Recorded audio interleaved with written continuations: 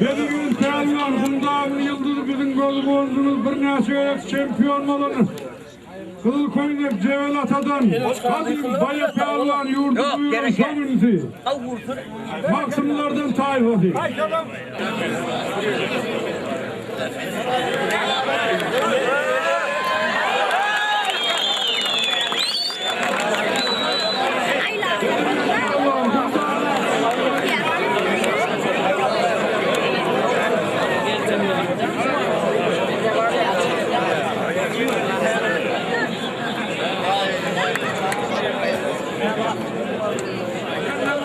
Tahir Pehlivan, Aniyeli Pehlivan, Belirgin Pehlivan, gelin şöyle gelin.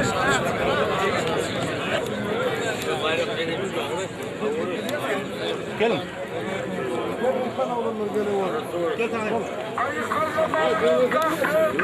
Ne zilettin yani? Orada mı?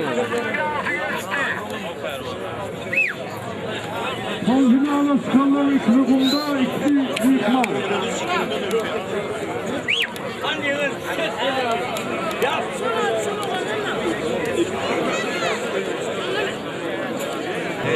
Şuran haydi yıksa, yaşlı olarak öğretmenin değil oldu. Gelin bırak, bakın. Başkan, gel herkes.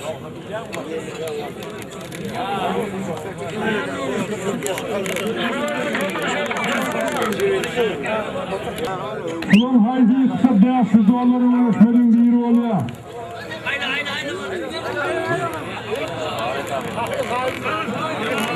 Hayır tamam gelin. Bayrak atın bayrağı. Kur'an tamam gelin. Sonuna kimlerin devlet bazılarının değerli.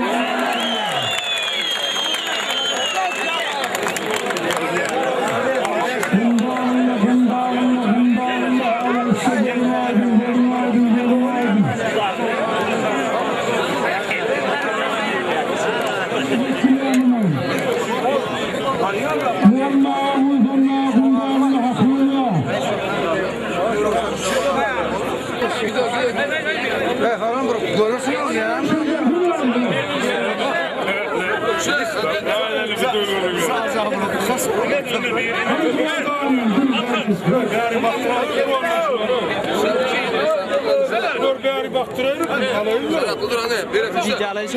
Ulun oğlan müdahale gelen oğlanın öyle imsi. Onu da ağasıyla şuna veriyor. 500 dolar belirgin fel var. Bunda Allah gözün aydın. Onu yeğenlerinden. Yıkılanın ağası. Yıkılanın ağası. Ramşan. Ramşan. Adiyalar da peki kaptan. Adiyalar ne? Adamların tanrı yaptığını